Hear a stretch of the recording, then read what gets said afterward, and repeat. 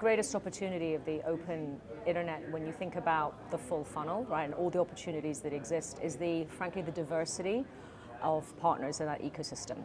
It's a little bit like when you think about biology, right? The more diverse things are, the stronger, right, the final product is. And it is the same thing when you think about that full funnel experience.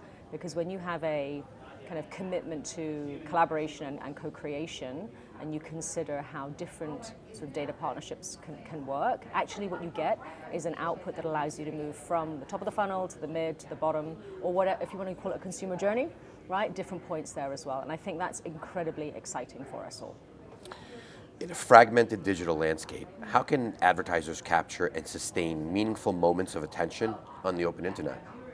When you think about our increasingly fragmented ecosystem, the way in which you sustain and retain attention is actually no different than if you were not in such a fragmented space. It is always about understanding what is the kind of insight behind an audience, right? So what is the driver? And I think if you want to say what's the strategy, I would say closing the say-do gap.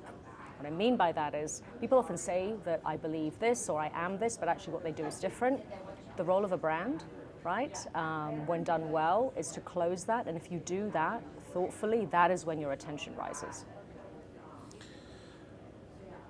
What role do publishing partners play in helping your agency leverage the open internet for more meaningful and impactful campaigns?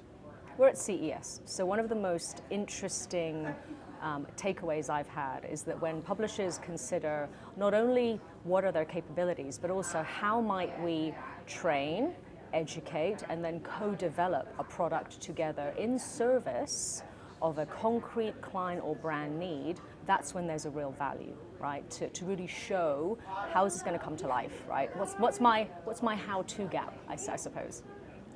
Wonderful. We're at CES at the beginning of the year. What are you most excited about in the year ahead? At CES, there's no question that AI has come up again and again. And what I'm excited by, though, is the way in which people are incredibly leaned in and thinking about how do I now direct the capabilities of AI to solve specific challenges. And so when we think about how do you plan better, right, whether it's a connected commerce world or a world that requires more effortless, seamless experiences, it is the way in which you direct AI to look at hyper-segmentation, right, really targeted reach and understanding, how you think about different innovations, whether it is AI chatbots or virtual assistants. I think that ownership of your own, frankly, your destiny, and taking charge of that, I find that so exciting.